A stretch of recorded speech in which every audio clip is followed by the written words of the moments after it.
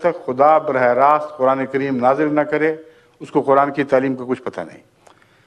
تو وہ شریک مکمل بن جاتا ہے رسول اللہ صلی اللہ علیہ وسلم کا.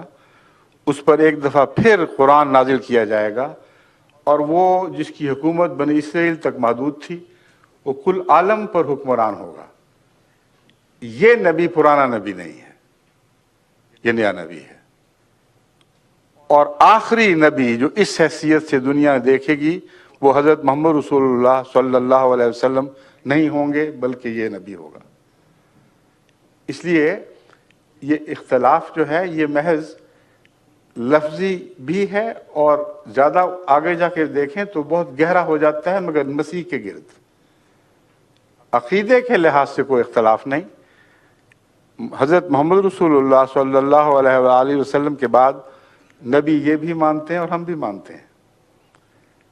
ہم یہ کہتے ہیں کہ حضرت صلی اللہ علیہ وآلہ وسلم کے بعد کوئی نبی غیر قوموں سے، غیر امتوں سے نہیں آ سکتا. یہ محمد رسول اللہ علیہ وسلم کی امت ہے. جو بھی مصلح پیدا ہوگا اسی امت میں پیدا ہوگا. جو بھی فیض پائے گا محمد رسول اللہ سے پائے گا، آپ کے قرآن سے دین سیکھے گا. اور اس حیثیت سے وہ اطاعت میں جب بڑھ جائے گا تو محمد رسول اللہ ذرا نزدیک ہو گیا سر. اطاعت میں جب بڑھ جائے گا تو حضرت صلی اللہ علیہ وسلم کی غلامی میں اس کو وہی کام کرنا ہوگا جو محمد رسول اللہ کا کام تھا. وہ کیا ہے؟ لِيُظْهِرَهُ عَلَى الدِّينِ كُلِّهِ، تاکہ دین محمد صلی اللہ علیہ وسلم کو تمام دنیا پہ غالب کر لے. یہ ہمارا عقیدہ ہے. اب میں آیت خاتم النبیین کی طرف آتا ہوں. پہلے میں دونوں کے عقیدے کی تشریح بتا رہا تھا کہ فرق ہے تو کیا ہے.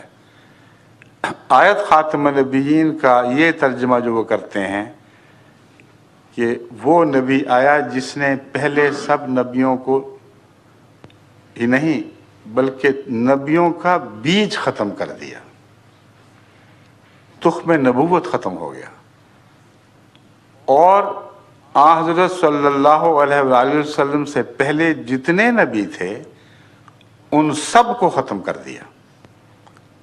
یہ مانتے ہیں کہ نہیں؟ کیسے ختم کیا؟ جسمانی طور پر یا روحانی طور پر؟ دو ہی معنی ہو سکتے ہیں.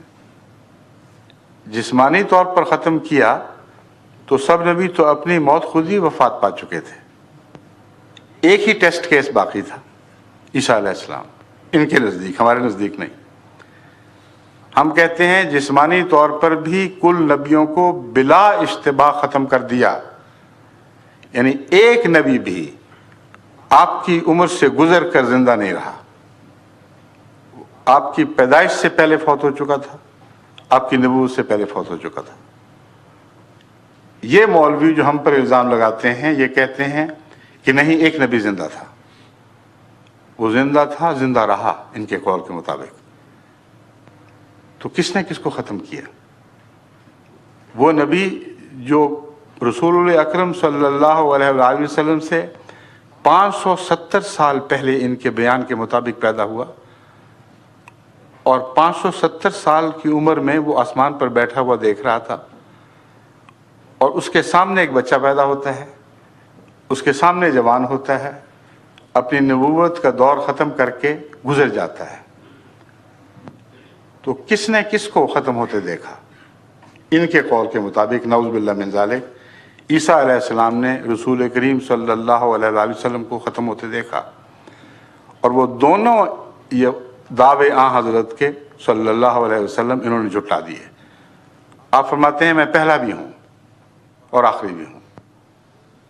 اگر جسم کے لحاظ سے یہ مانتے ہیں تو پہلا تو مسیح تھا، پہلے پیدا ہوا. اور موت کے لحاظ سے مانتے ہیں تو آخری مسیح ہوا، بعد میں مرا ان کے قول کے مطابق. تو ختم نبوت کا تو انہوں نے کچھ بھی باقی نہ رہنے دیا. اگلا قدم فیض کا. سب نبیوں کے فیض قرآن کریم کے نزول سے پہلے ہی ختم ہو چکے تھے. کل انبیاء اپنے فیض کا دور ختم کر کے اپنی صفیں لپیٹ کے جا چکے تھے. ایک مسیح ہی باقی تھا نا. یہ کہتے ہیں اس کا فیض نہ صرف یہ کہ رسول اللہ صلی اللہ علیہ وسلم ختم نہیں کر سکے، بلکہ براہ راست اس نے خدا سے وہ فیض پایا جو پہلی زندگی میں اس کو حاصل نہیں تھا، فیض میں بڑھ گیا، اور رسول اکرم صلی اللہ علیہ وآلہ وسلم کے وصال کے بعد آپ کی امت کو زندہ کرنے میں بنیادی کردار مسیح ادا کرے گا۔ گویا کہ رسول اللہ صلی اللہ علیہ وسلم کی امت تو مر رہی تھی، اس میں سانس لینے کی طاقت نہیں رہی تھی، زندہ کیا تو موسوی امت کے مسیح نے۔ تو فیض کیسے ختم کیا؟ نہ جسم ختم کر سکے، نہ فیض ختم کر سکے، اور دعویٰ یہ ہے کہ ہم ختم نبوت کے قائل ہیں۔ غلط کہتے ہیں۔ میں علماء کو بارہا یہ کہہ چکا ہوں کہ اس معاملے پہ گفتگو کرو، میں ثابت کروں گا کہ تمہارے معنوں میں بھی جو ہم مانا کرتے ہیں وہ بہت بلند ہے، جو تم مانا کرتے ہو اس میں بھی ہم قائل ہیں، تم قائل نہیں ہو۔ اور وہ ختم کا معنی ختم کرنا، جیسے کہ میں بیان کر رہا ہوں، یہ کرتے ہیں۔ اور میں ثابت کر چکا ہوں کہ نہ وہ جسم کو ختم مانتے ہیں جسمانی لحاظ سے، نہ روحانی لحاظ سے۔ جماعت احمدیہ دونوں لحاظ سے آن حضرت صلی اللہ علیہ وآلہ وسلم کو خاتم مانتی ہے، اور قرآن کریم میں خاتم النبوت نہیں لکھا گیا، خاتم النبیین لکھا گیا ہے۔ النبیین، جتنے بھی نبی تھے کلہم، ان سب کو محمد رسول اللہ صلی اللہ علیہ وآلہ وسلم نے ختم فرما دیا۔ اور ہم کہتے ہیں کہ عیسیٰ آپ سے پہلے وفات پا چکے تھے، اس لیے کوئی نبی بھی جسمانی لحاظ سے آپ سے آگے نہیں نکل سکا۔ روحانی فیض آپ کی امت تک محدود رہا، اور اس میں بھی عیسیٰ کو تو یہ بھی توفیق نہ ملی کہ 30 سے زیادہ اپنے متبعین پیچھے چھوڑ کر جاتا، اور روحانی لحاظ سے بہت قربانی کرنے والا مگر کامیابی کے لحاظ سے ایک بے طاقت نبی دکھائی دیتا ہے۔ اس کے وصال کے بعد لمبے عرصے کے بعد پھر رفتہ رفتہ خدا نے غلبہ عطا کیا ہے، مگر زندگی میں حضرت عیسیٰ علیہ السلام کو یہ شرف نصیب نہ ہوا۔ حضرت محمد رسول اللہ صلی اللہ علیہ وآلہ وسلم کو زندگی میں یہ شرف نصیب ہوا کہ آنکھیں بند نہیں کیں جب تک عرب میں وہ انقلاب برپا نہ کر دیا جس کا بیڑا تنہا اٹھایا تھا، اور حیرت انگیز انقلاب تھا جو عرب کی حدوں سے چھلانگ لگا کر ایک طرف کسریٰ کی حکومت میں داخل ہو چکا تھا، دوسری طرف قیصر کی حکومت میں داخل ہو چکا تھا۔ رسول اللہ صلی اللہ علیہ وسلم کی زندگی میں یہ واقعہ ہوا ہے۔ تو اس نبی کی خدمت کی امت کو زندہ کرنے کے لیے مسیح کو لایا جانا تھا۔ ایک لغو خیال ہے، جماعت احمدیہ اس کو رد کرتی ہے، اس کو آیت خاتم النبیین کے منافی قرار دیتی ہے۔ ہم کیا معنی سمجھتے ہیں؟